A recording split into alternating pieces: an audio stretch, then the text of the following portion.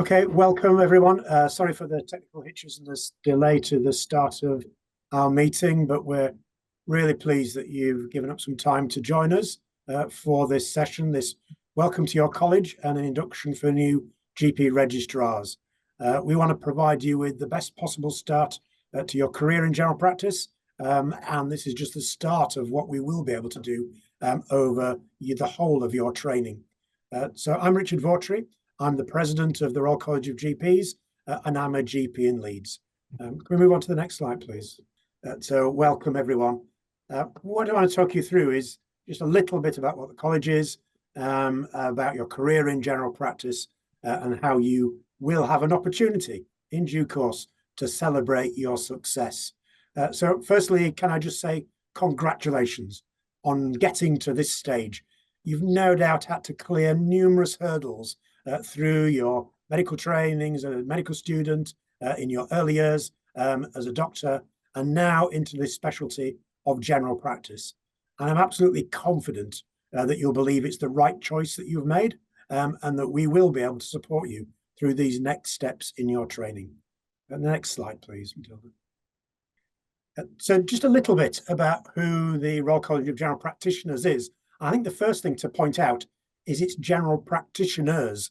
So it's you as a GP. Yes, we know that there are lots of people in general practice who support us, work with us, for whom we would not be able to deliver general practice if they weren't there. But this is a body that's for you, first and foremost, for the doctors who are GPs and training to be GPs. So we've been established since 1952 by passionate GPs who felt that there was a real need to have a college of our own. Previously, over the generations, centuries, we've had other Royal Colleges that have assumed some of the responsibilities for general practitioners. But we recognised in the 1950s that there was a real need for our own specialty, for our own characteristics, for our own training. And so our forefathers, and they were all fathers at the time, they created the Royal College of General Practitioners. We are distinct from some of the other bodies that you may have heard of. And forgive me if you know this already, but I think it's worth just clarifying what the roles of our other bodies in the national arena are. The General Medical Council is the regulator. You'll all be registered with the GMC. You've no doubt had communications with the GMC over the years, but they are the body that regulates medicine and now physician's assistants and associate assistants as well. But they are the body sort of that reviews education and training, but also are the body that reviews fitness to practice should a doctor ever get into that situation, which I certainly hope none of you will find yourself in. We're often confused with the BMA. The British Medical Association is a pan-professional body, but it does have a general practice committee.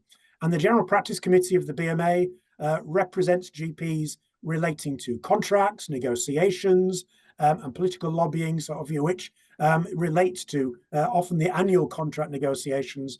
And they would be involved in elements where if you were in difficulties as a doctor, you might need some professional support, some legal support. They may be able to provide you with that as a registrar. And they do have their own GP Registrars committee.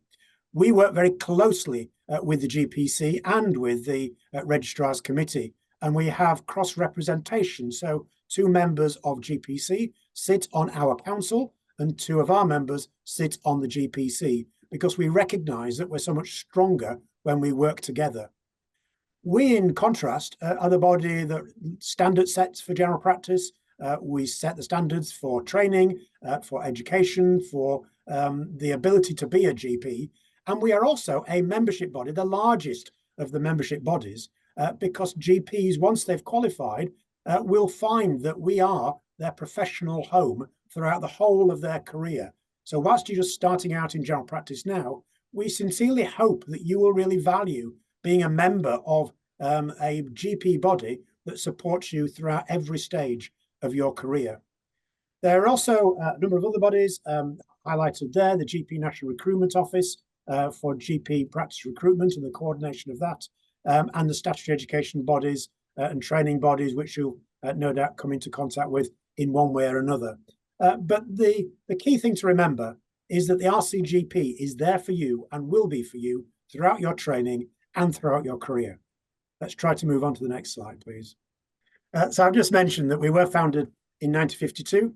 And if you ever come to 30 Euston Square, you'll see some of our forefathers scattered around, sort of, the building on pictures.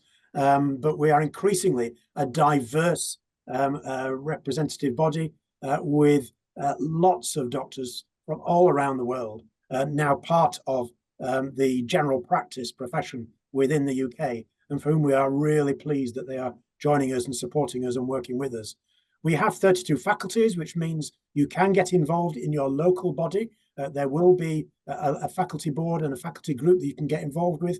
Indeed, you can represent registrars in your area, should you choose to do so, by being part of one of your faculties. We now have 54,000 members, so you're joining a big membership group, and we would really encourage you to engage in every way possible. Indeed, a third of our members are GP registrars, so you do have a significant influence and a significant input, and we're really keen to hear from you to support you at every stage of your training. So should you get through your training, as I've absolutely no doubt you will, then you can join an event like this. This is where you will end up being given your membership in a celebration ceremony. They are wonderful, joyful events, and I would really recommend that once you do qualify, you join us to actually receive your memberships from the president at that time, or we'll be provost, as we're changing the name of our lead role. But you would be really welcome to bring your family and friends to this event, which is so uplifting. If you want to see one in action, again, take a screenshot of that QR code and you can see a video of one of our college's new member ceremonies. I'm going to hand over now to Camilla Hawthorne, who's our chair, and she'll take you through the next part of the presentation. So, good afternoon, everyone, and welcome to the RCGP. As you can see, my name is Camilla Hawthorne. I'm a GP in South Wales, and I'm chair of the Council of the Royal College of GPs.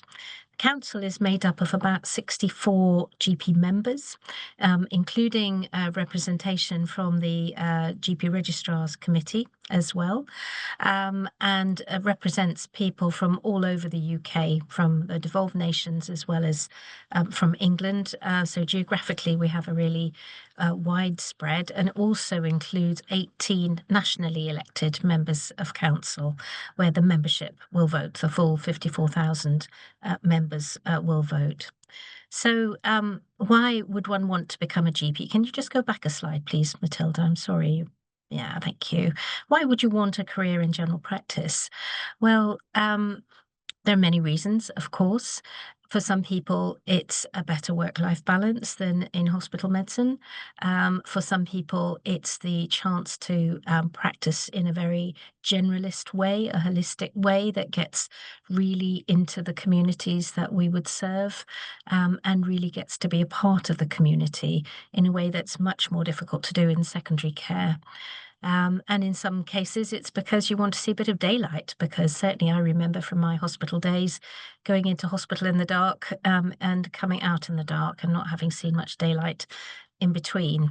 So there are many reasons why you might want to be a GP. In my case, I wasn't sure why I wanted to be a GP. I was doing the GP training, and it wasn't until I was fortunate enough to meet a GP who was probably 40 years older than me. So he was coming to the end of his career, and he was in the practice where I was training. He was the senior partner there.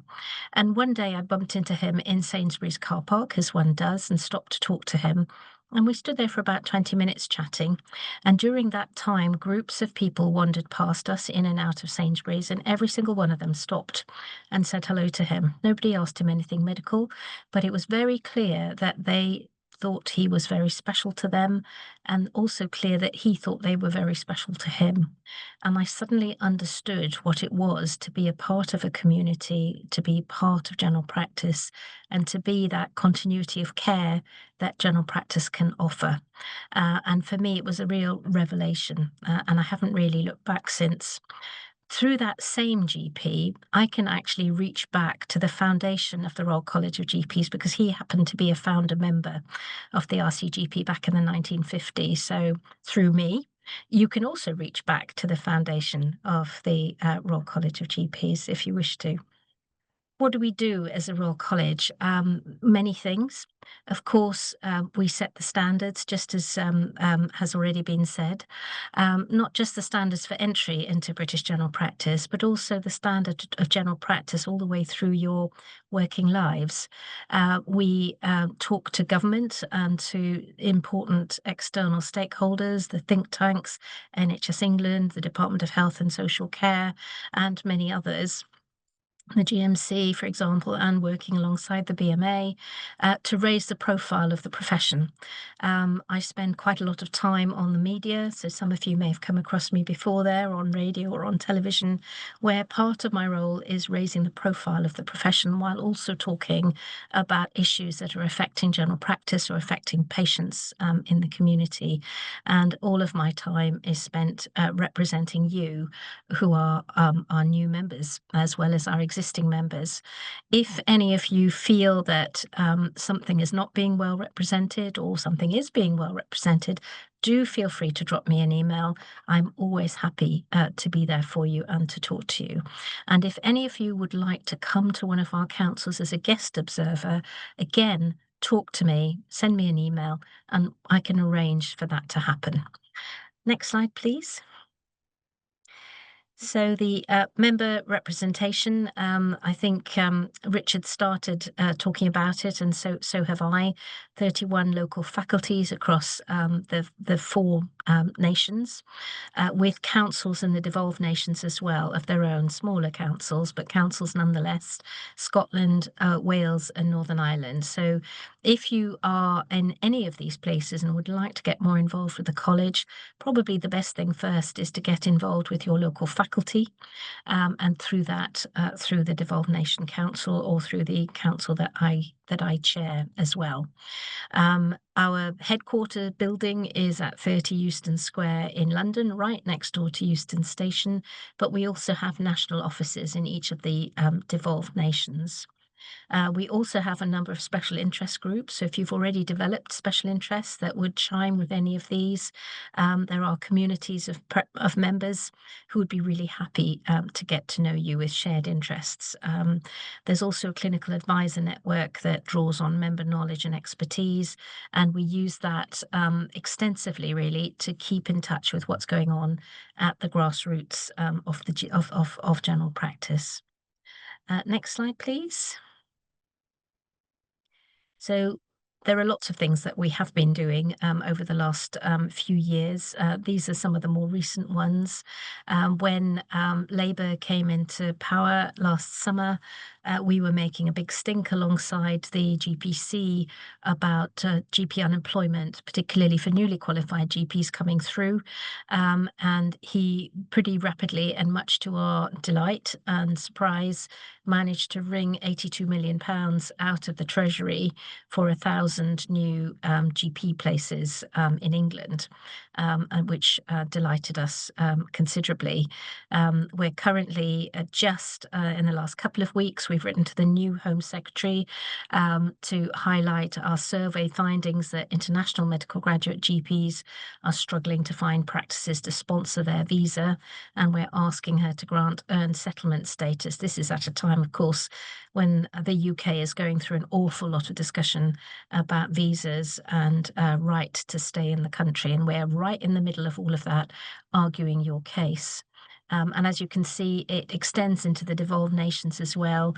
You can see that in Scotland, there's been a lot of work on influencing GP recruitment and retention. Next slide, please. There's a lot more, as you can see. So we are launching a campaign to call on governments across the UK to give practices more resources to employ more GPs. Quite a lot of the work that we support does involve changes to GP contracts, and that really is the work of the BMA, the GPC.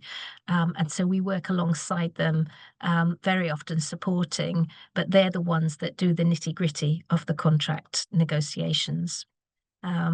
We have been saying loudly, very loudly, that it is crazy that there should be a country where patients are desperate to see a GP, and yet there are GPs who want to work more than they're able to.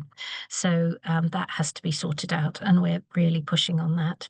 And we've also managed to secure commitment to review the NHS long-term plan to balance focus on recruiting more GPs to general practice in Britain.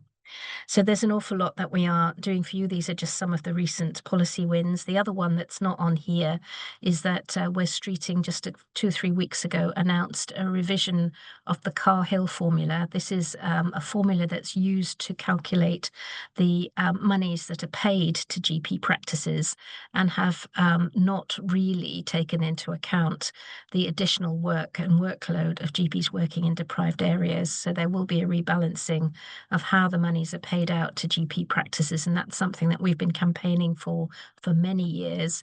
And again, we're absolutely delighted that finally government has listened and is now promising a review of the Cahill formula. And I was rung the day before it was announced and told that it was particularly down to our efforts and those of the Nuffield Trust that had caused the government to make up its mind on this. So, you know, there are lots of things that we do. The influencing work that we do sometimes takes years to make any effect, but it eventually we often get what we need. So my next job is to get you to meet your GP registrar representatives. So I'm really delighted to introduce them to you for 24-25. You can see the email address there if you want to get in touch with any of them. So we've got Akram, who's our GP registrar co-chair from West Scotland. He's just post CCT, and Deepthi, who's our co-chair from Tamar faculty, which is in the southwest, also post CCT, so they'll all be changing quite soon.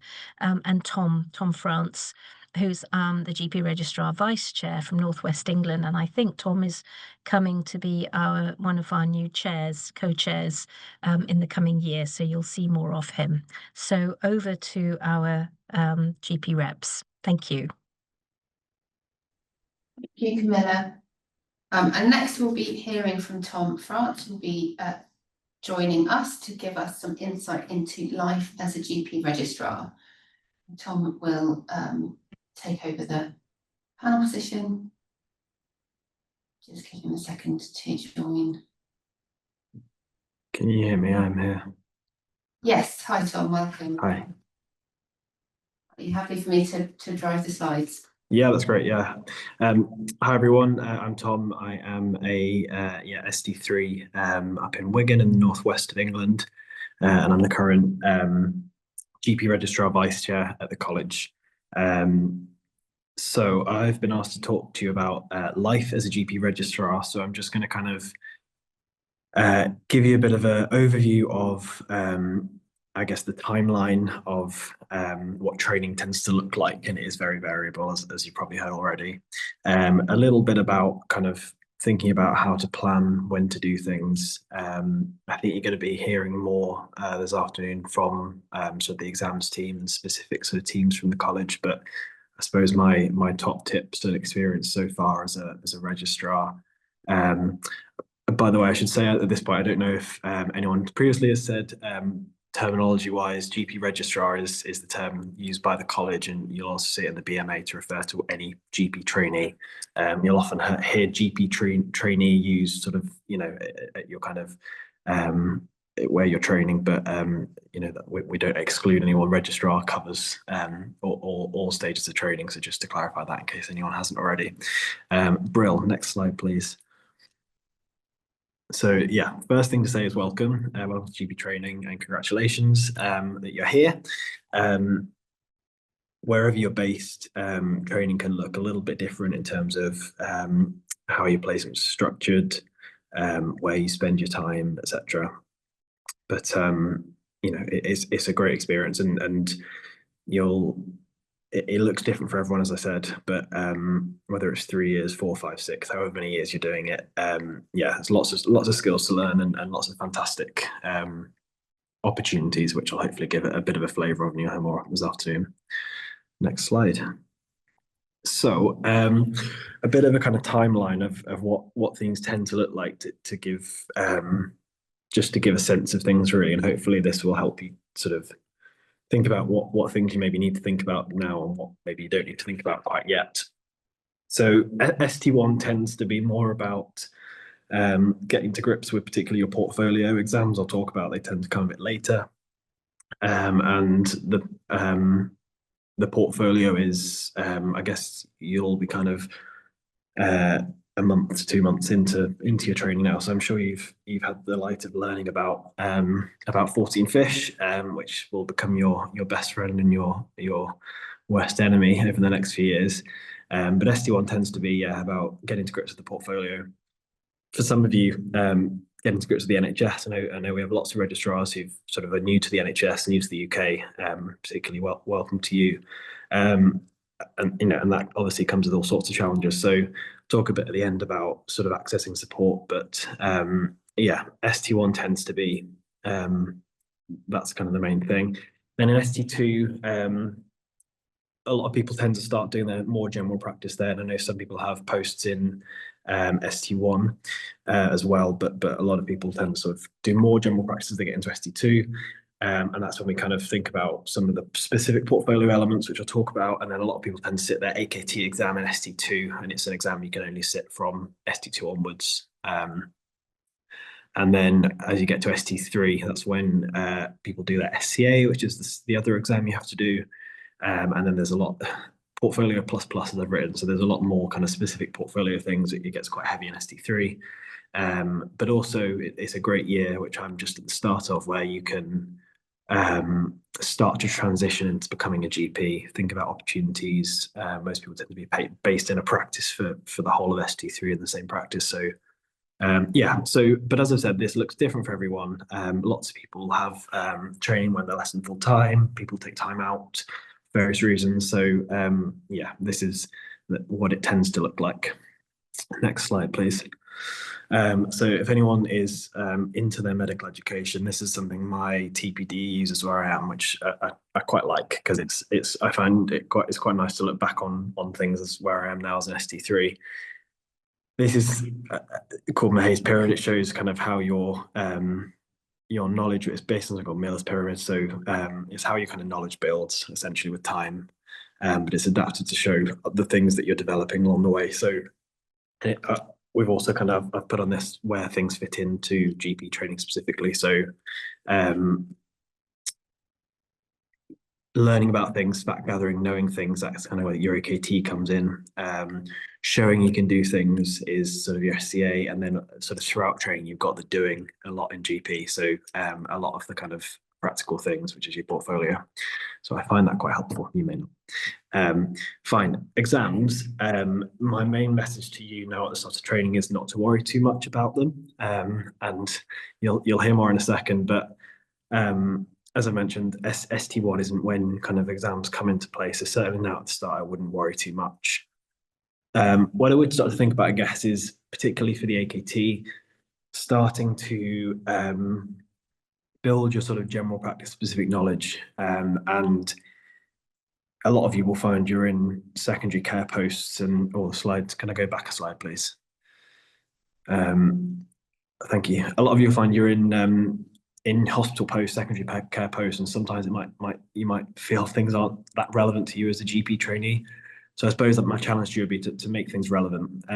Think about if you're, I don't know, gastroenterology ward, you're in an outpatient clinic, think about what the general practice learning is there. Is there a referral that's come in and you think, what was the guidance that GP used? Management, you may not want to think like this when you're in the middle of a night shift on an acute medical ward or something, but I think there's ways you can make it relevant. And certainly what I found helpful was getting involved in my local RCGP faculty as ST1 helped me feel like a GP trainee and find that community of sort of general practice, even when I was in the midst of kind of doing full rotas in secondary care. So I think, yeah, I'd kind of say, think about how you can start to build that knowledge, even if your year ahead of you is maybe looking like it's not much GP, and you've obviously got your regular sort of half-day release teaching from your training programs as well. So make the most of that.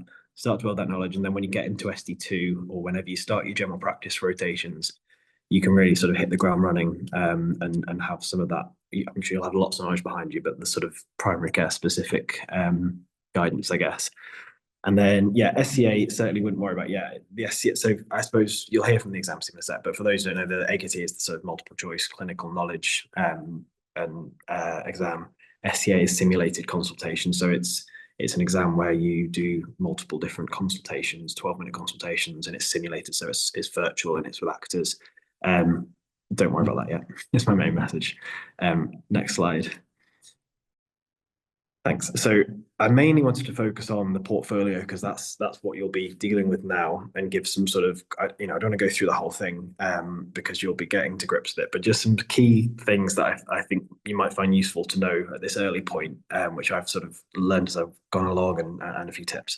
So the WPBA, workplace-based assessment, is the sort of the college's term for the portfolio. Essentially, it's assessing anything you're doing in the workplace. So this web page is your best friend, I think, for all things portfolio. So I'd set this sort of into your bookmarks and refer to this, because there's lots of stuff with the portfolio that you'll forget. Like I'll touch on some like safeguarding or specific things with sort of the end of the year, your ESR. It's all on here. Everything is on here. And if you just go to the next slide, there's a link on this web page to a PDF, which I've circled. And if you go next slide again, there is this sort of brilliant, I've split it in half, but this A4 sort of tracker PDF, which basically summarizes everything you need to do. This is editable as well, so you can save it, you can fill it in yourself as you go through the years. You can also, I think it's encouraged on the document, upload this to your portfolio as evidence that you've done everything, just to sort of help your ARCP panel at the end of the year. But I'd look at all this stuff now, so you can really plan out your year ahead of you. Think, I need to do a multi-source feedback, for example. When am I going to do that? Make sure you've got, the right number of sort of placement planning, all those kind of things. The most common sort of queries you tend to get in sort of the WhatsApp groups and training grounds is people not being sure about this stuff. So do look on the website, because it is all there. And I do, in my role, sort of work with the team, the workplace-based assessment team, who sort of set up all this stuff, and they're incredibly committed and responsive to feedback, and they want to make sure all the information is in there, which it is. So do look at that. Next slide, please. So just to pick up a few specifics just to help you. So I think the portfolio can be a little bit overwhelming. There's quite a lot of stuff on there that is or isn't relevant to you. So hopefully you're familiar with the sort of general layout. So a few screenshots. So this is the sort of what they call the learning log that comes on at the start. The key things to focus on for yourselves, obviously the case reviews, I'm sure you know about now, that you have to do 18 per 6-month rotation, or your, however long the rotation is for you. And these are reflections on patients you've seen, is the key thing here. And then the supporting documentation is important, because that is basically where you put anything else. If you want to reflect on going on a course or a tutorial you've done with your supervisor, you've been to the RCGP conference, anything like that, there's a lot of miscellaneous things that go in that box, essentially.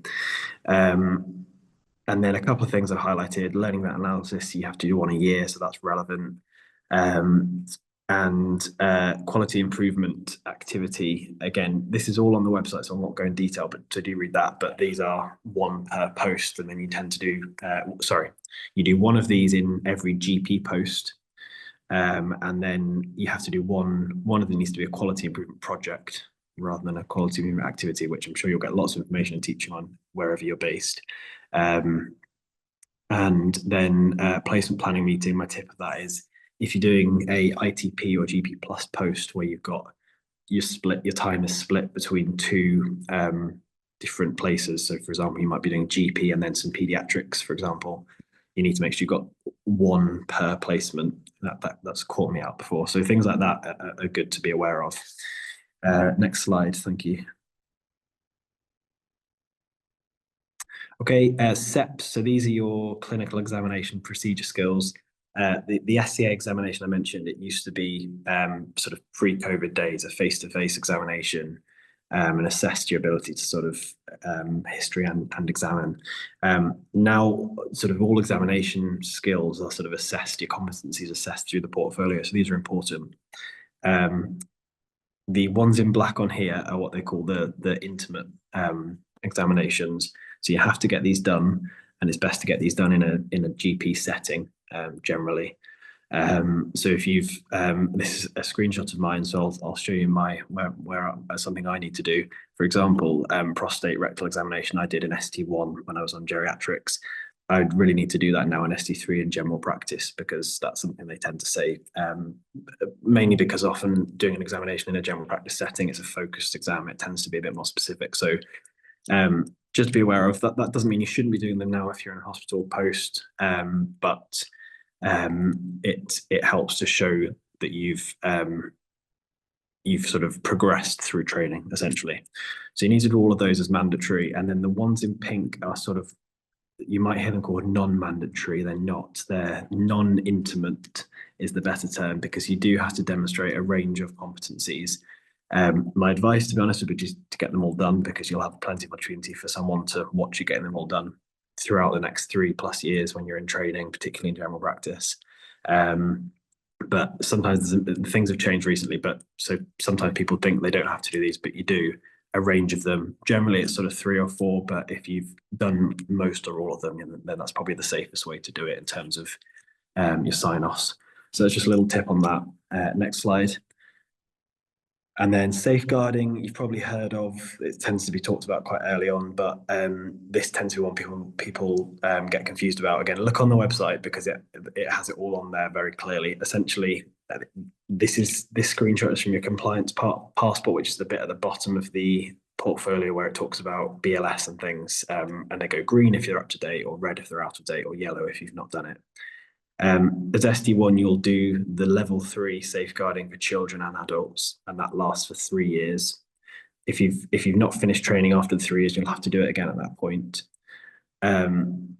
Once you've done that, then every other year, while the level 3 is still valid, you have to do a knowledge update every year. They've now added this to the portfolio. So, for example, if you did some e-learning about adult safeguarding, that could count as your 12-monthly update. Say next year, because this year you'll be doing the level 3 full sort of training. You also, up at the top, have to do every year a case review about a patient you've seen, adult or child. Sorry, adult and child. So see, I'm confusing it already, but the best thing is I put this in because it often confuses people, but the same applies. Look on the website, because it's all very clear on there. Just make sure you're clear on what you need to do for these every year. Sorry, I'll try and speed up. Next slide. So this is, this QR code, I think, takes you to, this is my slide, but I think it takes you to a video perhaps about 14 fish and how it all works. So do look at that. I presume these slides will be circulated, I'm not sure.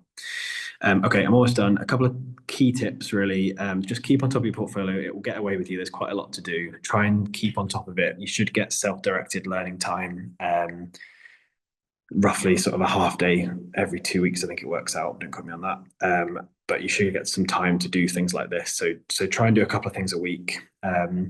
Things like if by now, 2 months in, you've not had your meetings with your supervisors, get those booked in soon, because you need to have those placement planning meetings in. Just don't delay things, because 6 months goes really quickly, and often your sign-offs come earlier than 6 months is gone. So it's better to get things done early. And the same applies to things like your basic life support, the safeguarding I've mentioned, things like multi-source feedback. It's better to just get these things done as soon as you're able to keep on top of things.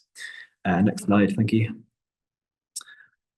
Okay, in terms of support, I've kind of just listed loads of people here. There's lots and lots of support should you need it. Where you're based, you'll have clinical supervisors, you'll have educational supervisors. There tends to be the chain of kind of raising issues goes to those people first. You've then got your TPD, who I'm sure you've met, who runs your training program. There are associate deans. There are people within your region that sort of are in the deanery. And then on the college side, you'll have a local faculty. There's reps like me in the Northwest and the national reps you've already seen our email, and Akram and Deepthi, the co-chairs, are going to speak shortly. So there are lots of people. You'll be your employer. I think most of you will be employed by a lead employer trust. They have their own sort of well-being service. You should have lots of information. Reach out to someone is the main thing. If you have any issues, and the main advice really is if there's an issue, any issue, whatever it is. But for example, if you've got an issue with your placement, you're struggling with something, just don't leave it. I know so many trainees who wait till the end and they say they had an issue. Or they speak to peers and they don't want to raise it. Everyone, I'd say as a pretty reliable rule, everyone in general practice is pretty nice. So people do want to support you. So just don't leave things if you are struggling. Okay, I'm almost done. Next slide, a little plug, a very cheeky plug. We're running in the Northwest a GP Registrars conference in November, which is open to anyone who wants to come. It is free. There's a QR code. If you sign up, it'll be great. I won't take up time talking about that. And then next slide, my final kind of top tips. So yeah, I've already kind of said this. Just remember you're a GP trainee, so you're going to do placements that won't feel that relevant to you. Unfortunately, a lot of you probably will. Hopefully they will be made relevant to you, but just remember that's what you're doing, that's what you're training towards. So keep things relevant where you can. Seek out opportunities. There's loads of stuff you can do as a trainee, loads of things you can get involved in. Get in touch with people, learn about local services, GPs of special interest, contact people, just sort of be bold, really. Everyone has a study budget, which I'm sure you'll learn about. There's funding there to attend courses and things. There are rules and restrictions, but find out what you can do and do use it. Don't finish training without using it, because there is quite a lot you can do. And once you're qualified, you won't have the same access to things sort of on a study budget. And just enjoy it. Get involved in stuff. It's a great training program. There's loads of opportunities. Get involved in the college.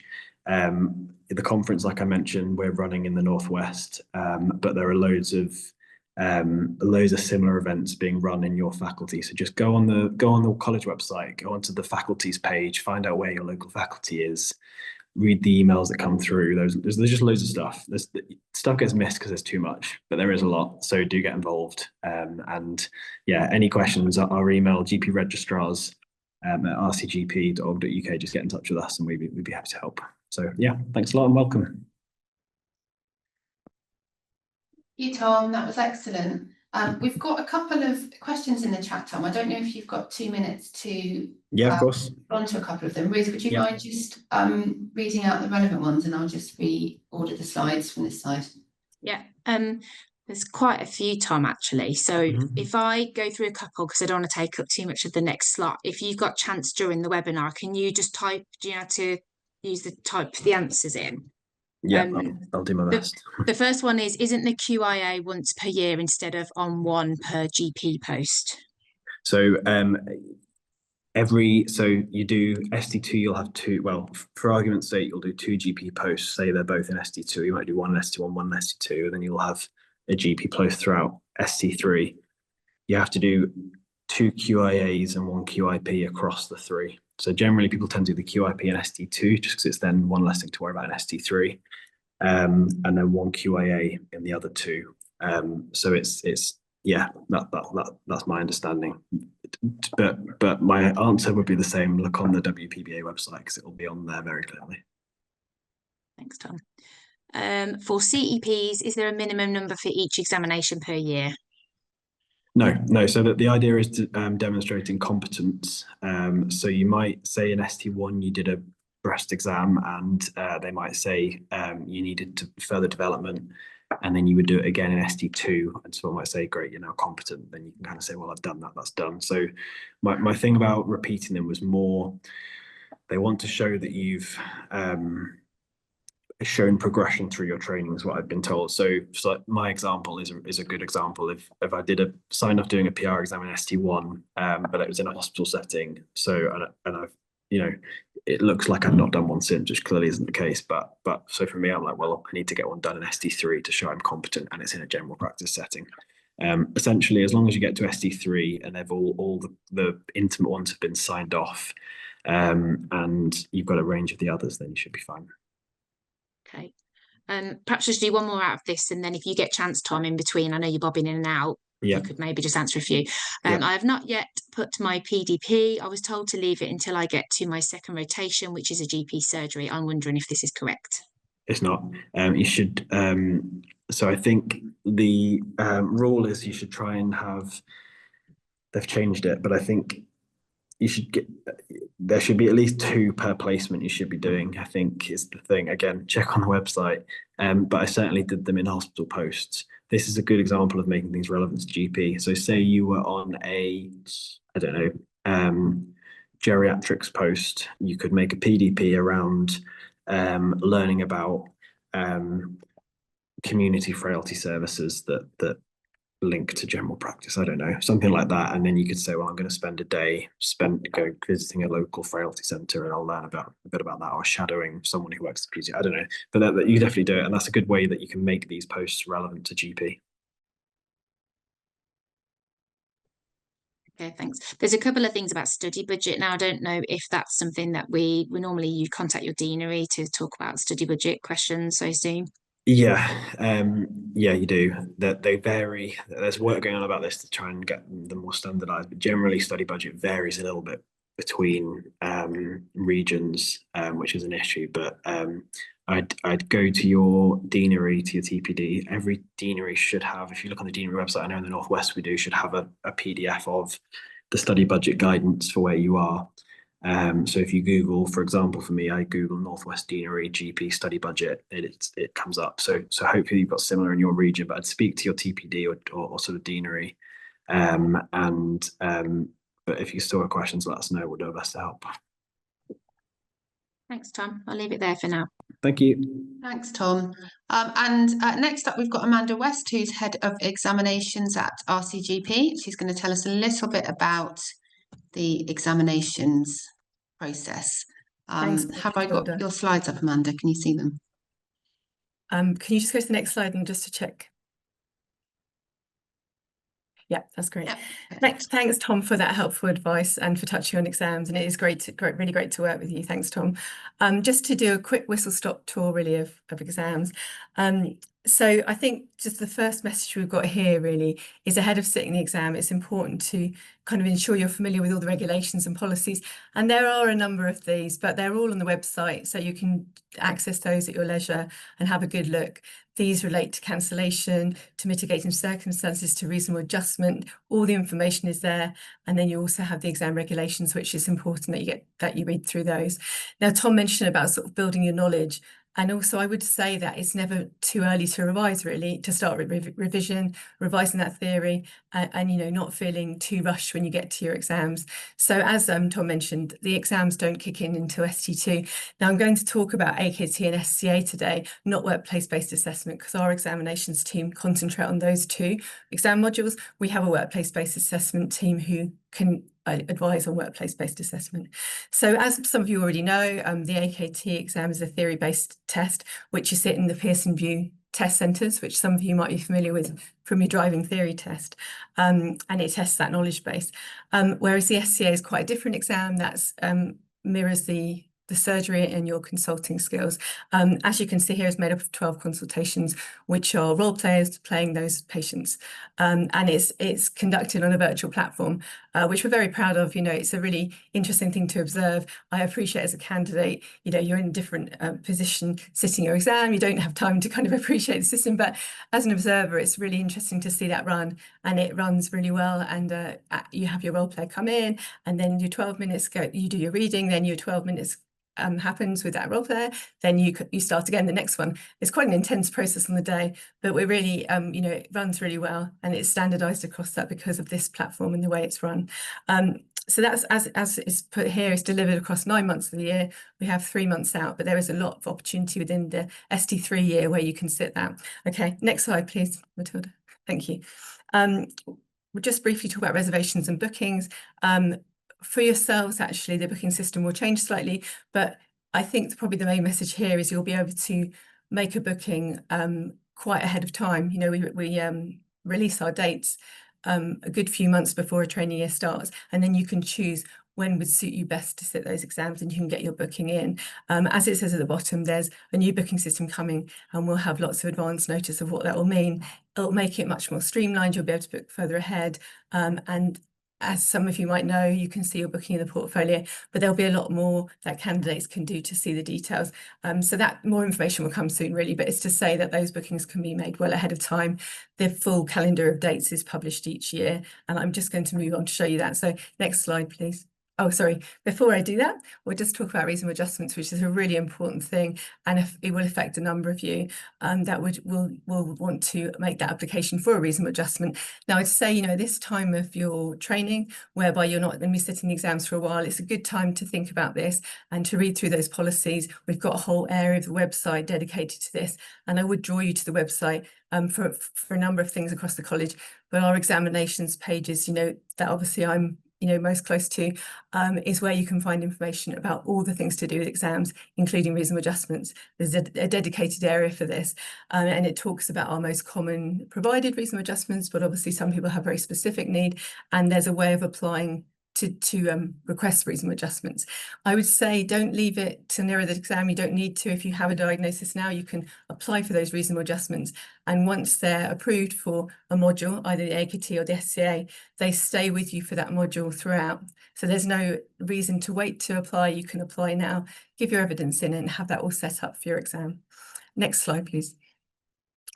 This is just a quick snapshot to show you, this is all on the website, an example of what a calendar of exams looks like. So this is this year, and the AKTs run 4 times in the year, as you can see, and there's various deadlines to meet with reservations and bookings.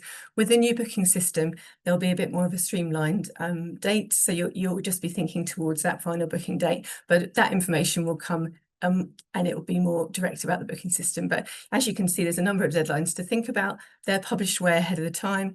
If reasonable adjustments applies to you, that's always the first deadline, so we can make sure they're in place. So make sure you're looking at that one first. Then you've got the booking period, then you've obviously got the actual test date, followed by the results. Okay, so next slide, please. So talking about the AKT specifically, Tom's already said that can be taken from the ST2 stage, so you can start planning when you might want to sit that. As you can see, a maximum of 6 attempts are permitted for that exam, which is the same as the SCA. Next slide, please. This just explains a bit about the AKT. I would look at our website because it has more detail, and it has lots of really useful preparation. It points you to preparation courses, all that sort of thing. So as you get closer to the time, you can access those. So read that at your leisure, and there's lots of information there that will point you in the right direction. Can you just click forward? Sorry, I think that's perfect, exactly. This just goes through the makeup of the exam. Again, have a look at the website, just explains that 80% is on clinical knowledge, but we have these other areas as well. Next slide, please. Okay, this talks about the Pearson VUE, and we've kind of mentioned now how it's at the test centres. And these are just a couple of key messages. There's a lot on the website that explains what can or cannot be taken, from a safety point of view from the centre, from just making sure it's fair for all candidates. But we just touched on a couple of these, but there's more on the website, and just talking about how you can take water, for example, but you do have to take a water bottle that is in accordance with Pearson VUE rules, because they're protecting the computers, obviously. And also you can go to the bathroom during the exam. It's a relatively long exam, but there's no additional time added, so that's just part of your examination time. Next slide, please. If you should need to retake the AKT, again, you've got all those dates available to you, and you complete a new application. We don't carry forward applications if they're cancelled, or if someone needs to retake the exam. You just start the process again, so you're in control of that application process. Next slide, please. We can just flick through. These are just some dates. Like the AKT, you can see there's more for the SCA. There's 9 possible opportunities, and they're spread throughout the year. Again, this is on the website, and it will look very much like that when you come to do that. SCA can be taken from the ST3 stage, as Tom mentioned, and again, a maximum of 6 attempts. Thanks. Next slide. It'll be good to read through all about the SCA because there's loads of information on the website, but we just pulled out a few key points. There's an examination day guide, which definitely have a good look through that. That explains what to expect, how to do certain things.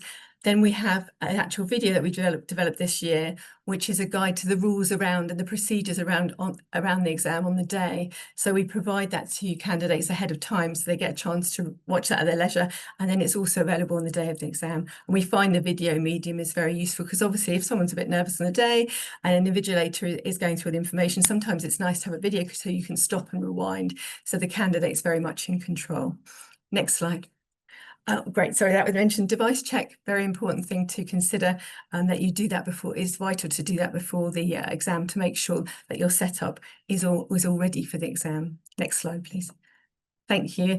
The walkthrough, which you can do again at your leisure, so you can get familiar with the system. So ahead of your exam, you've had a chance to see what the platform looks like, and you're prepared. We just mentioned at the end there the rerun. So if someone does incur problems within a station, there's an opportunity to rerun at the end of the session, and there's some guidelines around that which you can have a look at. Thanks. Next slide. And just my final slide is just to show you the contact details. So we have a dedicated help desk which has online knowledge articles all about the kind of questions that might be on your mind. And obviously, if you have any further questions that aren't addressed there, come in on our email, and that's available 24 hours. Obviously we do our working day, but the emails are coming in all the time. So do email if you can't find the answer to the query you have. Within the help desk, there's a facility where you can also come in during the 9 to 5 hours to a live chat as well. So if you can't find the information that you need, you can come in that way as well. Brilliant. Thanks for your time today. Thanks. I was going to say, sorry, but rather than maybe taking questions now, because I appreciate it's tight timelines, do pop them in the chat if you can't find them on the air. I appreciate you're in this today, so yeah, do pop any burning questions on the chat, and then at your leisure have a look at the help desk, and if something's not there, do email us, no problem. Thank you so much, Mandy, that's much appreciated. And just to share as well a couple of slides, we've got some support available. So there are courses that the RCGP runs, some preparation courses. So there are a number of free courses that we run, as well as some more in-depth courses available to members to help you prepare for your exams. And there's also the GP self-test, which is an online tool which provides a number of exam style questions that will help you prepare for your AKT. So those resources are also available on the website. Hey, we're going to move on now to our next speaker. We've got Thomas lined up. Hi, Thomas. Welcome. Afternoon, everybody. Just going to put your slides. Lovely. Thank you, Matilda. Thank you, everybody. So, yeah, welcome. Good afternoon, everybody. My name is Thomas Patel-Campbell. I'm one of the college officers. My role is Vice Chair of Finance and Member Value. And clearly, members get lots of value. This chap in the picture is clearly thrilled with his membership. So I've got a few slides just to talk you through a few elements that are particularly relevant to yourselves as new registrars. But again, like a few of the previous speakers, just to share that there's a huge amount more information on the website if you do want any more detail. And I'm happy to answer anything in the Q&A as well, after recognising we're a little bit tight for time. So I'll be covering what support do we offer to yourselves as registrars? I'll tell you a little bit about local faculty support and both developing yourself within the faculty and how you can help the faculty to develop for other members, and the importance of being an active member, which I'm really, really passionate about. So next slide, please, Matilda.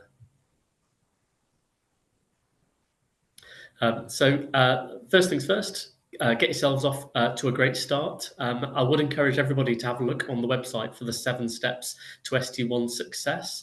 I think it's really helpful just to have a frame of reference for what is a good idea to be aiming to achieve, particularly early on in your trainee years, and what actually you should think about parking just to make things realistic. An obvious example from that is not biting off more than you can chew. You've heard from Tom and from the exams team and others about the various things that you'll be required to do as a trainee, and there'll be lots of other opportunities which are very good, but please bear in mind the workload that comes with training to be a GP. It's absolutely brilliant being a GP, but make sure that you give yourself the focus that you need through your training years. There is the members forum, so that's available through the website. That's a protected space for members to share areas of interest. There's spaces for trainees to talk about training issues, but that also is the space that we'll come back to for various other groups if you're particularly interested in certain things around general practice, allowing member-to-member conversation or member-to-communities conversations. RCGP mentoring, if you're interested in getting the support from qualified members, then the RCGP mentoring platform is excellent. Do have a look if you after that support. Now that will link you in with a national network of college members who have offered themselves for mentoring, but obviously there might be the opportunity for you to seek mentorship and support locally, obviously through training program directors, your clinical and educational supervisors, or indeed other GPs in practices as you work your way through ST1, 2 and 3. So connecting with your ST1s in your locality, clearly you'll spend quite a lot of time with them doing shared learning events led by your deanery and your training program directors. But there are opportunities for you to network with other trainees, whether they are new trainees such as yourself or trainees who've gone through several years already. And I'll explain that in the future, in the next slide. And explore the college's special interest groups. We're really developing these at the moment. So these are an added benefit of membership if you want a bit more detail. So for example, there's a women's health special interest group. There's an AI special interest group. There's a separate health informatics special interest group. The joy and delight of being a GP is that you can do a huge amount beyond general practice, and all of us are very different individuals. So do have a look at the special interest groups and see if there are any that would interest you. Next slide, please. So faculties. Faculties are what got me involved in the college once I'd qualified. We have a network of faculties across England and the devolved nations, and they are the college's route for you to link with local and regional members, whether that just be networking or professional development or other things. Faculties deliver an awful lot of events. They're led by Matilda, but there is a huge team that are involved to support faculties to deliver events and the work they need to do. There's social and networking opportunities, some mandatory CPD you can obtain through faculties, particularly BLS training, which sometimes, particularly when you're out of hospital environments, can be difficult for you to access, and it is a yearly thing that you need to maintain a competence on. You can practice skill training, time management, telephone triage, general triage, leadership skills. There's a whole host of opportunities led by faculties. And then there are other things that faculties do: resilience and wellbeing seminars, career transition conferences. So Tom talked earlier about the trainee conferences. Faculties will run conferences that are focused on trainees, particularly for the requirements of your stage of training. So do look into that. And there are other opportunities, so extended role and career development workshops. So please do look up your local faculty. And if you're not sure, get in touch with somebody on the faculty board. They are very approachable spaces. They are safe spaces. So if you're not sure, then please do contact somebody from your local faculty board or your faculty administrator, and they are available on the website. There's 31 faculties, so I'm not going to list them all today, so please do have a look. Next slide, please, Matilda. So being an active member, I'm incredibly passionate about this. Please don't be passive members. So there are huge opportunities that the college provides, whether that be events, CPD, faculty boards, special interest groups. So my plea for you all today is get involved. Find something that you're interested in and jump in both feet first. Look for people to support you. There is so many opportunities out there. A slightly technical thing, have a look on the My RCGP part of the website. That's the bit after you've logged in. If you don't opt in to receive RCGP emails, you'll have no idea about relevant opportunities that there are in your local area or nationally, and you won't receive the updates from the college chair. So Camilla does a fortnightly blog filled with interesting information about what the college is doing. So please do make sure that you've opted in to receive emails. Join your faculty board. So we've talked about what faculties offer, which is very wide-reaching, but faculties have a board of interested members who give their time to support and develop the local faculty. On my faculty board, we have 5 different trainee representatives, all giving their expertise and insights to discussions we have at the faculty board.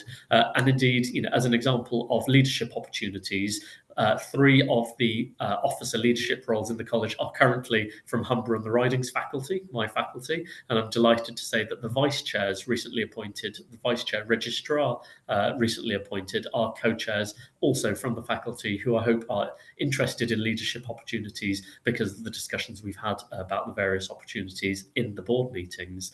And lastly, yes, I've already mentioned about special interest groups. That area will increase quite a lot over the next couple of years. So if you do have a look on the website and you're not sure that any are particularly your cup of tea or coffee, whatever is your caffeine of choice, then do come back a few months later, because I suspect that list will expand pretty quickly over the time that you are training. And then, next slide, thank you. So, and the last slide from me is member benefits. Now, if you click on any of these links, you'll see there is absolutely loads. So I'm not going to talk about everything. I will pick out a few elements for you. There's an awful lot of exam preparation courses and revision support that you can access through your RCGP membership. So please do have a look. There are courses that you can pay for external to the RCGP, which is lots of people take up, but please make sure that you haven't considered an option that would be free with your membership. I would highlight the college conference. That's taking place in 2 weeks in Newport in Wales. Usually it alternates between Liverpool and Glasgow. They're excellent events, really inspiring plenary speakers, and there's an awful lot of positive energy around the conference, so please do think about attending. We talked a lot about the career support, so I won't go into that now, and the trainee portfolio has been covered. The last 2 bits I'd share are about the free e-learning. Do have a look through the CPD platform, the e-learning available through our website. The team are working really hard on developing a new platform that will be released in about 12 months' time. So for many of you, that'll be the start of your ST2 year. For those of you on less than full-time, you may still be technically ST1, but there's a huge amount of energy and resource going into making our e-learning the best it can be, and the opportunities there are very diverse. So please do have a look and come back to that website. And lastly, there are some financial benefits to being a member. So if you opt into the right emails, you'll get RCGP Plus, things like discounts off electric cars, financial advice through Wesleyan and other partners, a whole host of financial opportunities that you can seek for reduced rates or for free using your membership. And yes, you can get discounted accommodation at places like 30 Euston Square in London. So that is a real whistle-stop tour through member benefits. There's a huge amount of work the college does to this. So if anybody has any questions, please do pop them in the Q&A. Otherwise, I'll hand back to Matilda and the next speaker. Thank you, everybody. Thanks, Thomas. Much appreciated. So there will be a number of questions in the Q&A, and Ruth will coordinate that with you, if that's okay. Yeah. So our next speaker is one of our GP Reg co-chairs, Deepthi, who is going to talk to us about maximising training opportunities. Do we have Deepthi connected in? Hi, Matilda. Hello, welcome. Can you see your slide, Deepthi, before we start? Yes, I can. Brilliant, Thank you I'll so hand much. over. Right. Hi, everybody. My name is Deepthi. I am the current GP Registrar co-chair. Thoroughly excited to be here, and a massive, massive congratulations on your GP training. You've just entered the best specialty ever. And I can say that because I've just jumped, well, I jumped specialties, so I know how it goes. So today I'm going to be talking to you about 2 different things. The first thing is a focus on, should I say, bringing back the importance or highlighting the importance of looking after yourself during training. And the second thing is making sure that you maximize it by exploring absolutely everything you're interested in. So it's going to be, the first part is going to be in 4 parts, which is sticking to this theme of staying with something. And the second thing will be going with something. So shall we go to the first slide, please? Thank you. So out of the 4 stays, the first stay I would say is stay focused. So this is all through your GP training. And the way I would say you would get the most out of it is try and think of what you want to do at the end. Is it a salary job you want to do? Is it a partner you want to be? Is it something that it is a job that you want to twin with another specialty and work half and half? Is it research you want to do along with clinical practice? So I guess what I'm saying is think of the bigger picture, think of where you're going, because this is going to help you navigate your next 3 years, 4 years of training and get the most out of it.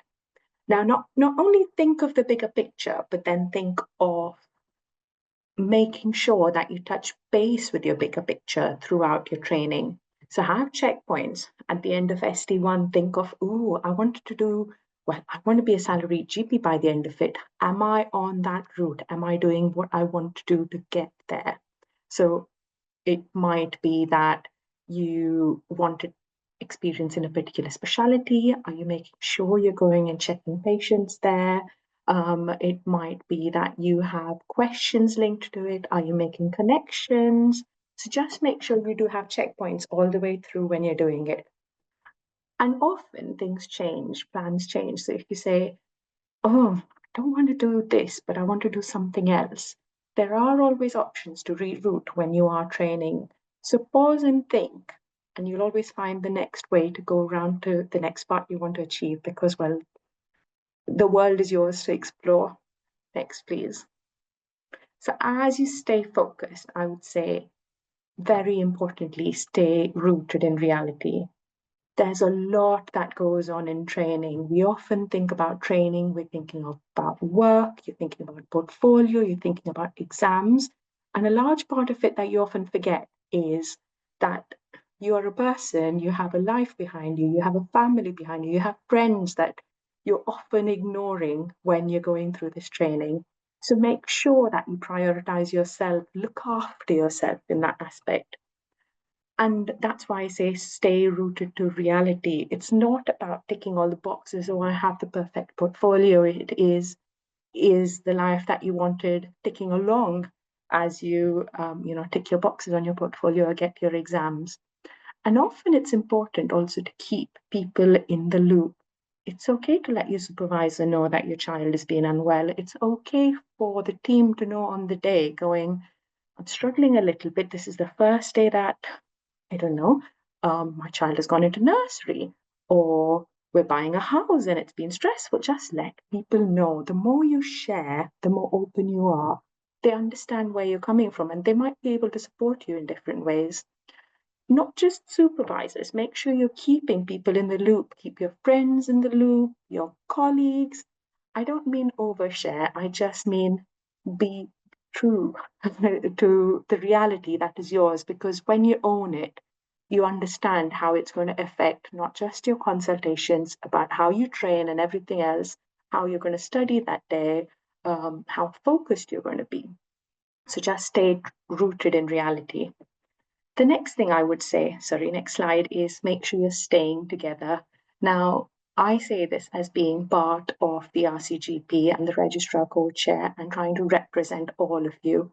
We are all here for you. So if there's anything, as Camilla did mention earlier, just give us a shout, because, well, we're here for you. It is the college for general practitioners. At the same time, make sure you are sticking up for your colleagues, you're sticking up for your profession. Don't let people speak GP down, because it is probably one of the hardest specialties ever. I think there's power in numbers, and I completely believe in the one for all for one. So make sure that you're sticking together as a group. You often will find, as humans, you don't want to be alone. You don't want to be lonely. You will always find the other one person who has struggled with a driving test. You will find one person who is struggling with an exam or planning an exam. There's going to be one person who has struggled through a particular rotation, and they will give you insights, they will give you support, and definitely that collegiality that we all need to just function as human beings. Next slide, please. And I think the most important thing I would say is stay true to yourself. I don't know how many people of you have read this book. It's a children's book, and it is about a bull which is dragged into a bullfight, and all the bull wants to do is smell the flowers around. If that's what you want to do, in terms of if there's anything in particular that you like, anything which is truly you, don't forget it. Don't let the process spoil it or damage it, because as long as you're reminding yourself what is important to you, who you are, you will sail through this. Next, please. So I guess when I say stay, I'd say again, let go, which is don't stick to boxes when you're trying to explore how far you can go with it. There's various things you can do in your GP training which help you explore your interests, find new avenues. It can be via courses, it can be by attending conferences, or any of these things that are there. And I'll give you an example, just talking about how I myself have done it, which is in the next slide. So in terms of courses, I did obs and gynae in the past, and I wanted to make sure that I wanted my hand in there. So I went and did a minor surgery course during my training. I was curious about skin lesions. Why should I not know how to use a dermatoscope just because they're specialists?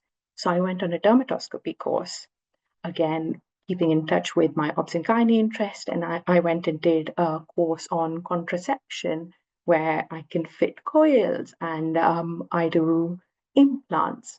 I've made sure that every possible opportunity I was at conferences, definitely based on funding. There's brilliant ones like the RCGP conference, there's the primary care conferences, the Southwest, the Society of Academic Primary Care, which is a group of it's not a group of researchers, but it's a group that promotes research in primary care. And faculty conferences, there are so many things that happen within your region. When we say faculty, we're talking about your own small regions where the RCGP works. There's great professional development days. So I made sure I went in for some leadership skill courses because I really wanted to explore what that meant. As a part of Tamar faculty, I went on this apple picking course, and there's lots of online learning that you can do. When I was training, I wanted to be a GP who had a special interest in obs and gynae. And so part of what I did was I started a coil clinic in my practice where no one else did coils. So this was something big and important because I felt like I'd be able to practice as an independent clinician. And in SD3, my trainer encouraged me to do it. And this built on because I knew which way I wanted to go. I am interested in research, so I tried to do as much research as possible. I applied for a research award within the faculty, and it was a very random thing where I thought, oh, why would I win the award? But let's give it a shot because we don't know how many people even know about this award. And guess what? I won it. So there's things you can do with your audit. You can put them in presentations, and then that can actually build on your interest of in the direction of your interest that you want to build in. I took up a scholar post, a central leadership scholar post, and I did some work around organizations, around registrars. I did some work on assessment and timelines, and these are special interests that I was trying to grow in terms of my area of being, a leadership area, or trying to understand organizations just for my own interest. And yes, there are always leadership roles, so please join your local faculty. We would love to have more of you represent us. So my local faculty is Tamar, the Southwest, and I joined as a member, mainly asking, well, what do you guys do? And the administrator said, why don't you come in and look? So essentially, that's how I got roped into the RCGP. I was a rep on the school board, and there's lots of avenues. There are BMA reps and things like that that you can do in GP training. So find your niche and go find it. Next slide, please. So there's different ways you can get to where you want at the end of training. And ideally, you want to know where you're going and then what you're doing here. So as long as you find yourself, you're going to really enjoy GP training. As I said before, if you have any questions, we'd love to help you. We'd love for you guys to represent your cohort and us in the next few years. So please do get in touch. We'll share our email address with you soon. Thank you. Thank you, Deepthi. Much appreciated. Next up, we've got Akram, who is our other GP Registrar co-chair, who's going to be talking about developing yourself. I'm aware that we've got a few questions in the chat already, which is fantastic, in the Q&A box. So we're answering some of those as we go along, and we'll save some of them for the end as well. Do we have Akram on the line? Yeah, I'm here, Matilda. Lovely, lovely. Can you see your slide? Yes, I can. Thank you. All right, I'll hand over.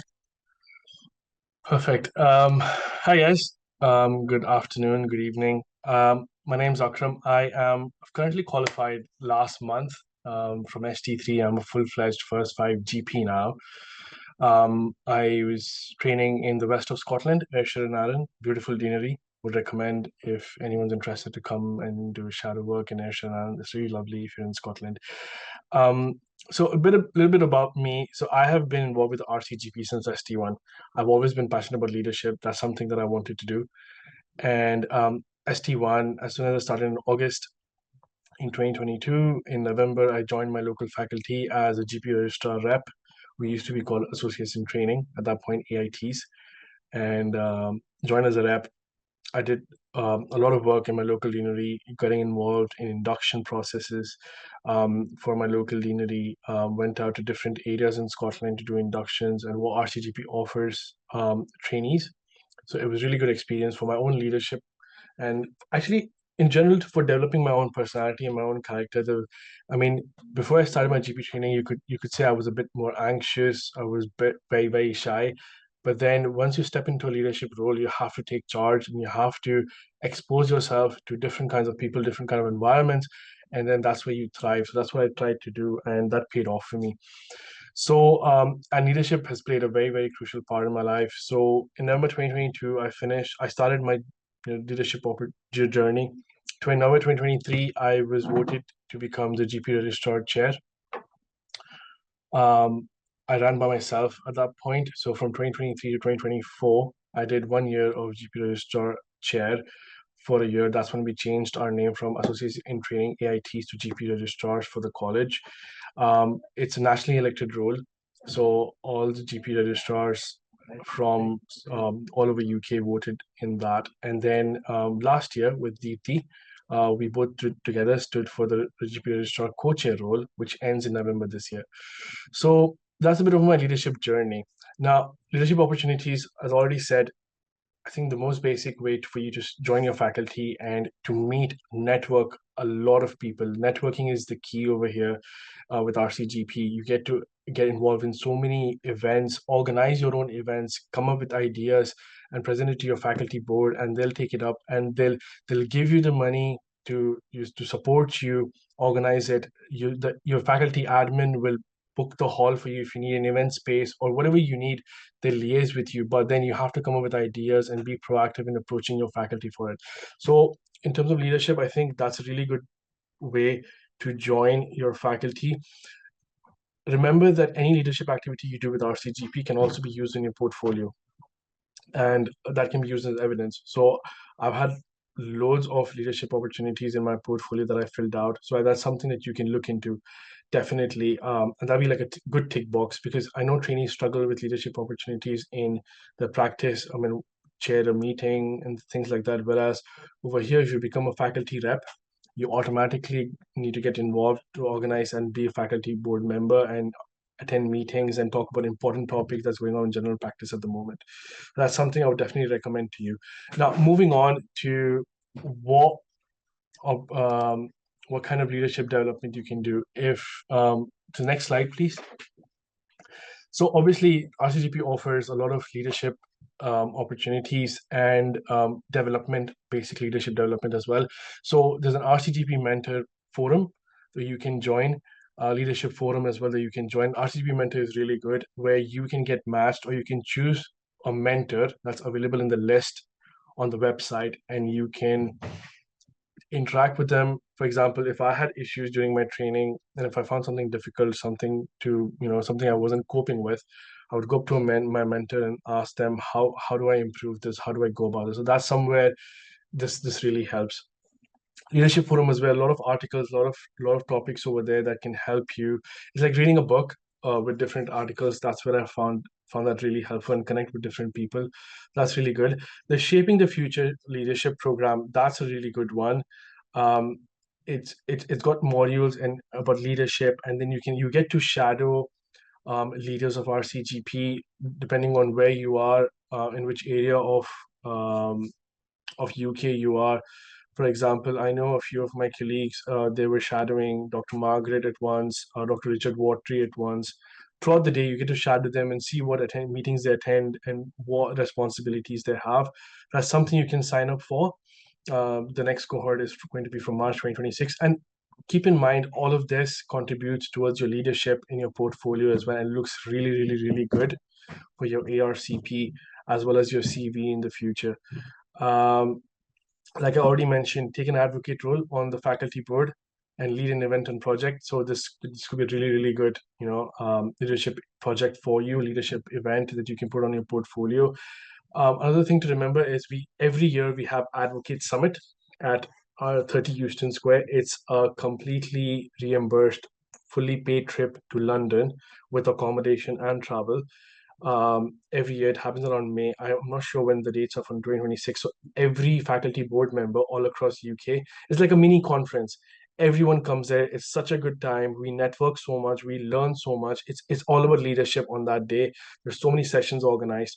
So if you become an advocate for the faculty board, this is something that you'll get to attend, apart from all the benefits that Thomas already mentioned in his previous talk today. Next slide.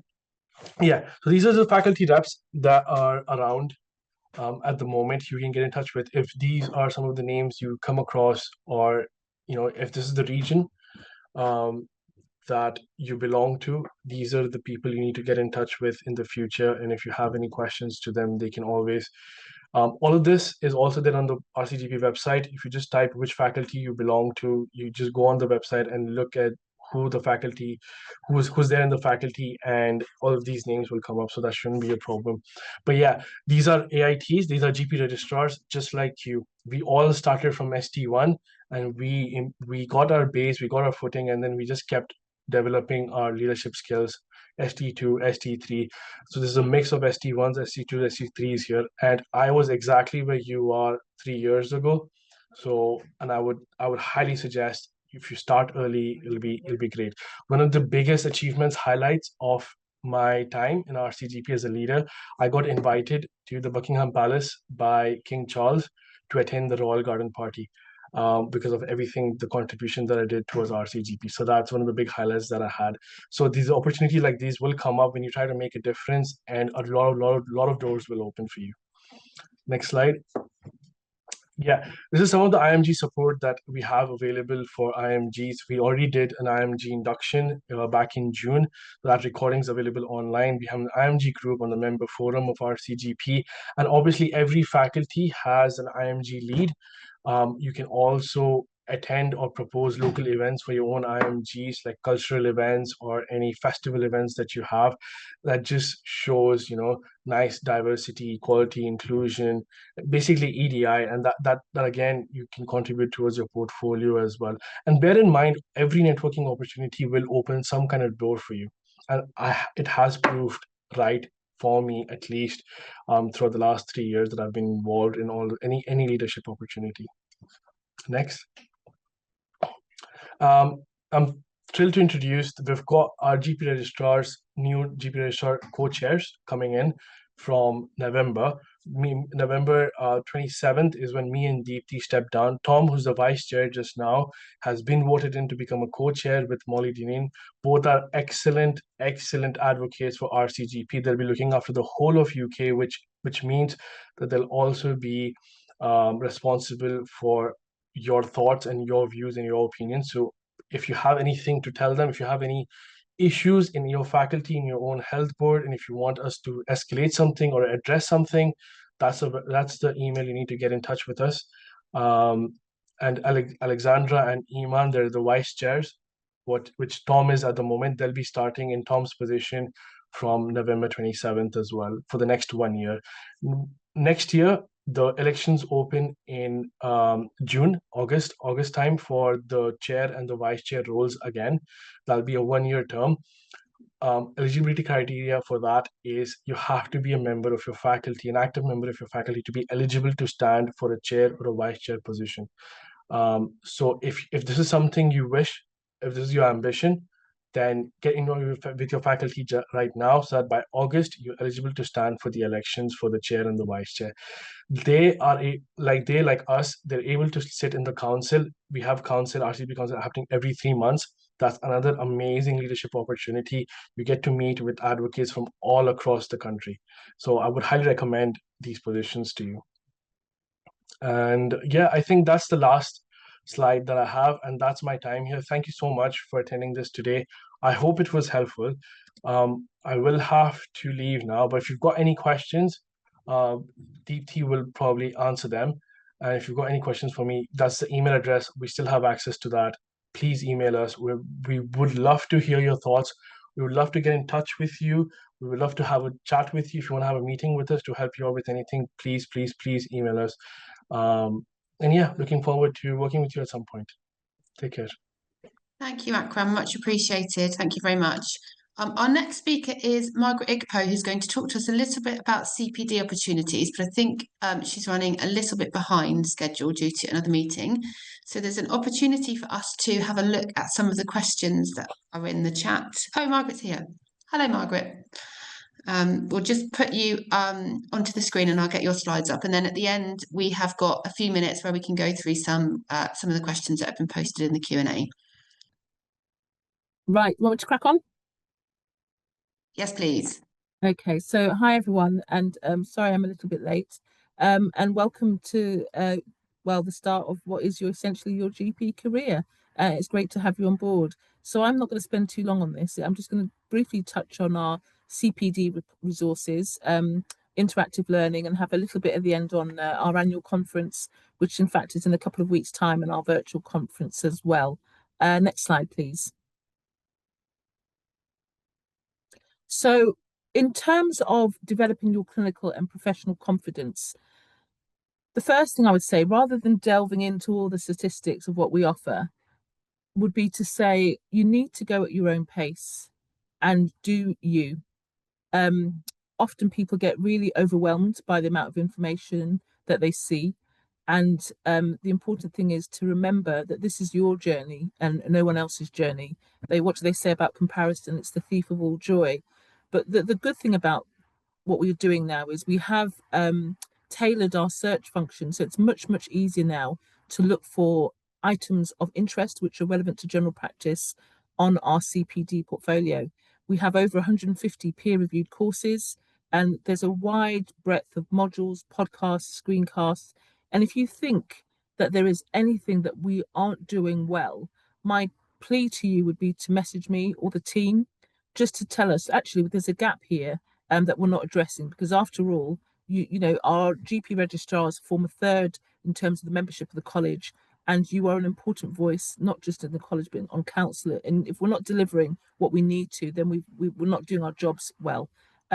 All our bite-sized updates are free to members, and you'll find a lot of the pathways are really quite useful, particularly when you're trying to address specific learning needs that will come up in your careers on a daily basis. Next slide, please. The other thing to say before I move on to this is what's become hugely popular are our one-day essentials. We used to actually charge for this, but we are trying to provide more membership benefit now, particularly in the current climate. And the one-day essential conferences, if you can get the time to come, are really, really useful. And even if you can't find the time to come, they are recorded, and you can also always catch up later on when time does permit. The other thing I'm excited about is a couple of years ago, maybe 2 or 3 years ago, our former GP registrars, I think it was Julie and Harry, they asked a question to ST3s who had just CCT'd. And it was at conference, there were about 100 people there. And they asked the question, who would like to go into full-time general practice once they have finished training? And there wasn't a single hand that went up in that room. And that struck me because I thought, oh wow, times have changed. And I think we need to acknowledge and embrace the fact that times have changed.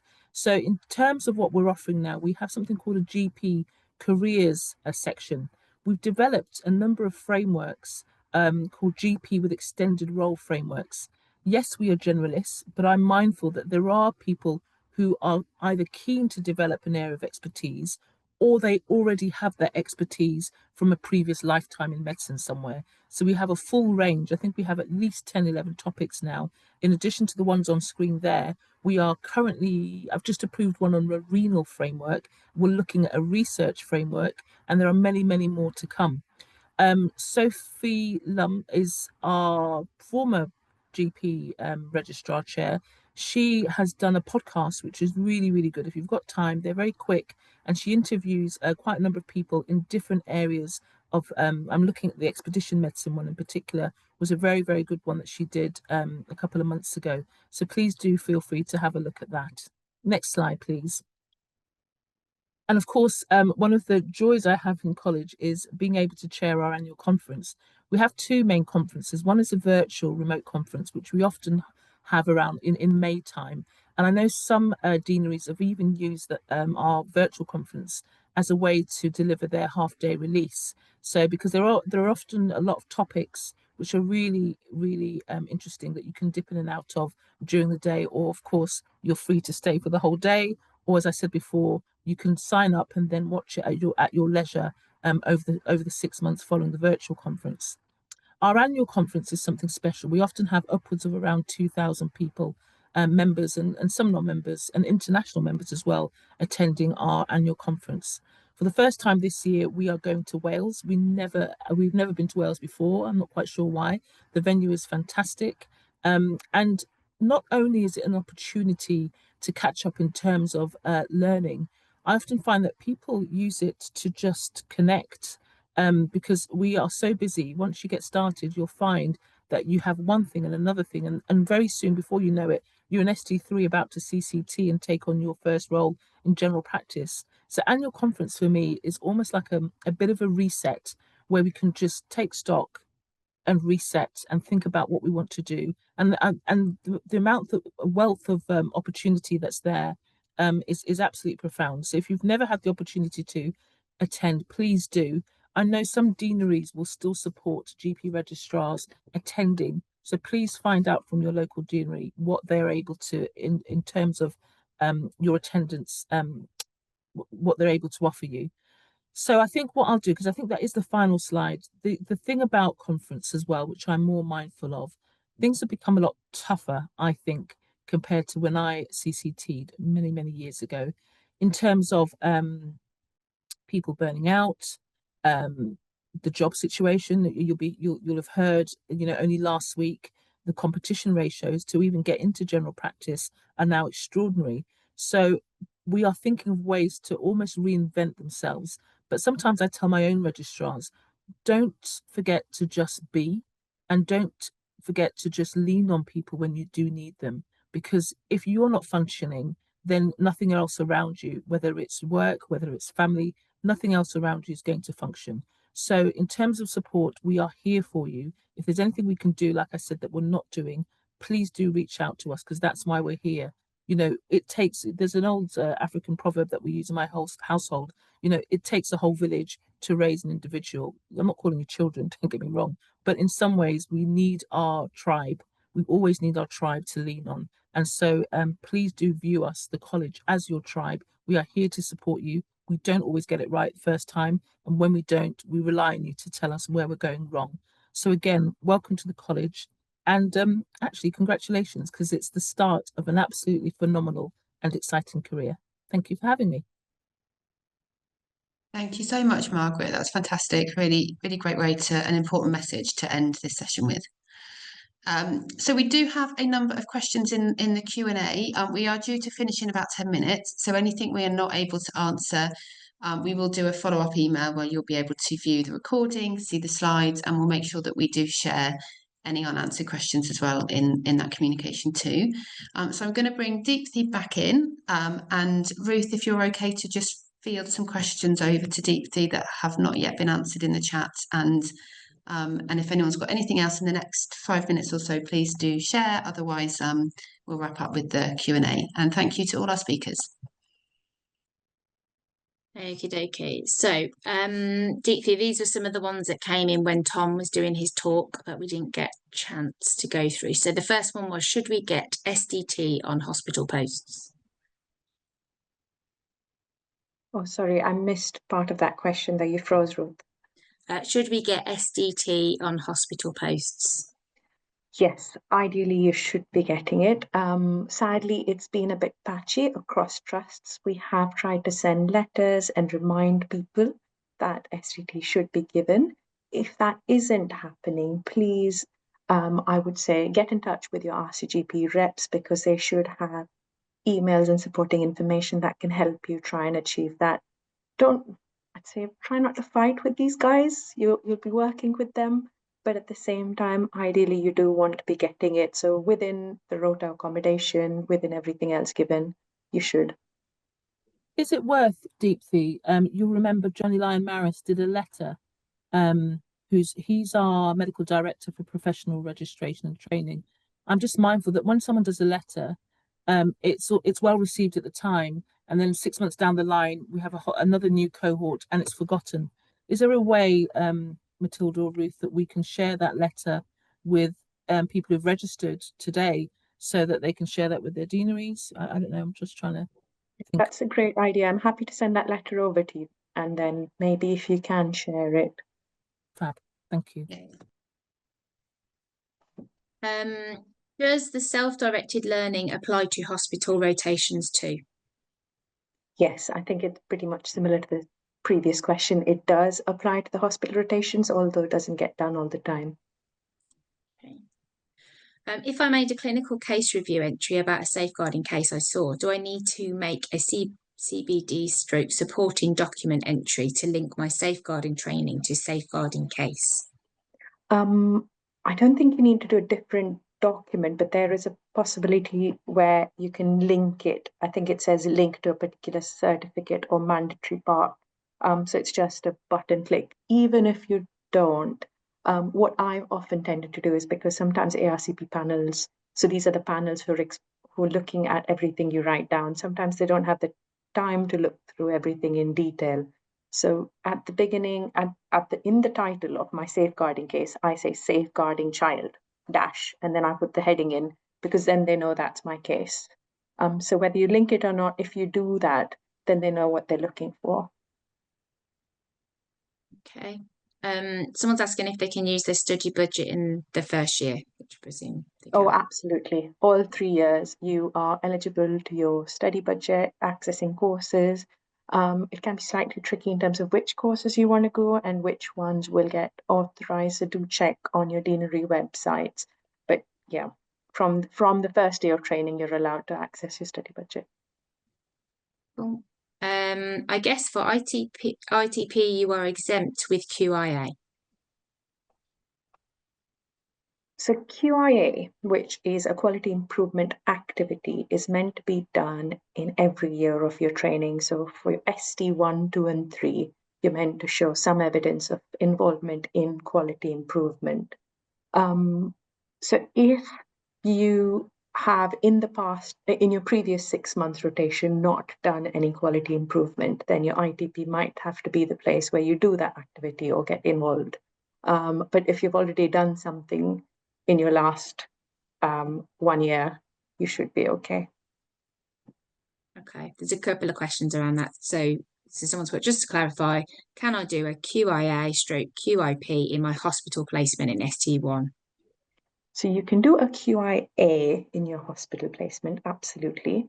Quality improvement project is usually done in your GP rotation. So if you have a GP rotation in ST1, then you'd be doing it then. Otherwise, you'd be doing it in your ST2 if you don't have a GP rotation in ST1. Okay. In a GP setting, can the nurses/HCA sign off your CPS if they observe you doing the examination, or is it just the supervisor? In sorry, which setting was this? At GP setting. GP setting. Ideally, doesn't have to always be a supervisor, but definitely one of the other qualified GPs. HCAs are not allowed to be signing you off. Anyone who, I guess, in the hierarchy is not above you should not be signing anything off. So when I say above you in terms of training, years of training you've done, so it's usually better if your GP trainer or qualified GPs around you who debrief you, or your educational supervisor signs you off. But HCAs and nurses often aren't allowed to sign you off. Okay. Having recently done ALS, do I still need to do BLS? If you've done ALS in the last 1 year, and if that certificate or evidence is able to say you have done adult and child CPR, know how to manage anaphylaxis, and use AED, that will qualify for 1 year. The next year, you will still have to do BLS. So BLS is a requirement every year, irrespective of how long your ALS is valid for. Sometimes it's just easier to do BLS every year, so you're not getting confused. Okay. What kind of things can go in supporting documents? Anything. So I think other than my learning logs where I'm reflecting, I put everything in my supporting documents. My poor supervisor struggled with it, but it's fine. It's more important you log your evidence. It doesn't matter what the headings are like and which section it goes under. Most of the headings for the sections are just sort of to direct you. So any attendance to courses I've put in my supporting documents, often attached certificates to those. Anything which doesn't fall in a learning log, I have my academic activity, research activity I've put in because I didn't like the research templates that were there on the portfolio. So you can be creative, anything and everything. Thank you. Someone was just asking if the IMG inductions are repeated any time during the initial 3 months as a new trainee. I know we did one, didn't we, not so long ago? And I would have, was that recorded, Matilda? The one that the Chris Ball's team did. The IMG induction. Yeah. Yes, it was. Yeah. Yeah, So so there's a link to that in the slides actually, so that'll go around as well. Yeah. There might also be some local IMG ones because I know, for example, I manage the Southwest and we've got one. They've got one next week on the 1st of October, which is a deanery hosted one, in which somebody from the RCGP will be there as well. So look out for what's going on locally as well. You'll have your trust IMG inductions as well. You might have your GP ones as well. You'll have ones from your teaching programs as well. So yeah, just tap into them all. If we attend deanery teaching on our days off, do we get that back as a day in lieu? Yes, you should. Ideally, you should. I would say make a record of it and get the time back in lieu. If it's a hospital rotation, but try and claim it back within that rotation. So don't carry it over. Once the 6 months passed, it's going to be harder to give those days back. So make sure you're claiming it, but within that rotation. This is one for you, Margaret. Thanks for your presentation. How would you suggest a new trainee approaches the learning resources, say if he's in a hospital rotation? Good question. So we used to have something called puns and dens, so patient unmet needs and then doctor's educational needs. So I would start with whatever rotation you're in, I would approach your supervisor, your clinical supervisor, and ask them, sit down with them and have a plan. What is it that they feel you need to know as a generalist for that particular specialty? and then map it to whatever is on our learning portfolio to see how you can address that. I think that's probably the best way to start. So that's your educational need. Then, of course, as time progresses within that hospital rotation and that specialty, there'll be some unmet needs that you don't know what you don't know, and when you do know, then you've got somewhere to go to look it up. Thank you. Regarding safeguarding courses, which courses are recommended to be done, ESR or RCGP? We can't get certificates from ESR. So the ESR, I'm thinking you're talking electronic staff record and not educational supervisor report. Sorry, the abbreviations are so many in GP training.